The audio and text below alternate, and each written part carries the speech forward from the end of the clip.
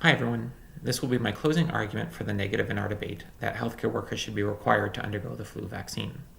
People who choose careers in healthcare are people who have chosen to dedicate their lives to helping others, but that doesn't mean that they have agreed to be forced to undergo medical procedures on the chance that it will help their patients.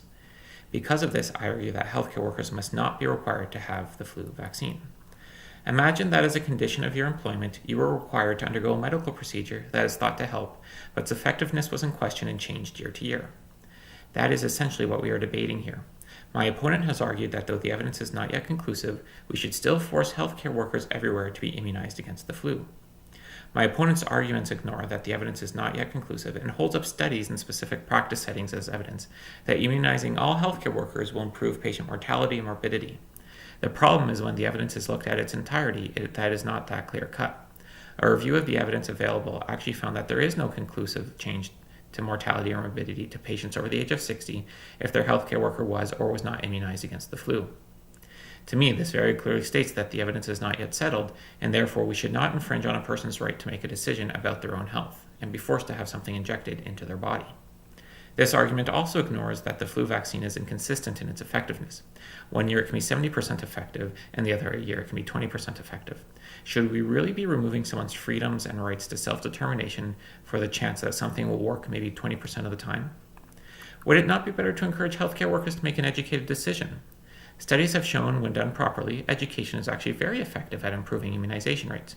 However, my opponent says that rates are not high enough when education alone is used. But I ask, what rate is high enough? A study in a long-term care site in the US attempted to identify an ideal number, but ended up concluding that herd immunity could never truly be reached among healthcare workers and could therefore not recommend a target vaccine rate that would provide conclusive benefit to patients. It has also been argued that the flu immunization will reduce healthcare workers' sick time, and that it is a good reason, as healthcare workers are essential. But when we look at the sick rates only reaching peaks of as high as less than 5% on the average flu season and peaking at a rate less than 12% during the H1N1 outbreak, healthcare workers missing work hardly seems to be a crisis. Again, is this a sufficient reason to restrict someone's basic right to self-determination as protected by the Charter?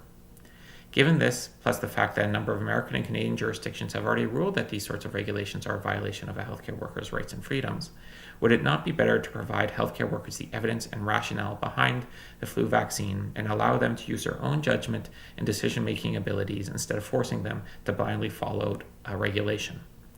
When the evidence is not conclusive, should a healthcare worker's ability to make an informed and educated decision about their own healthcare be restricted?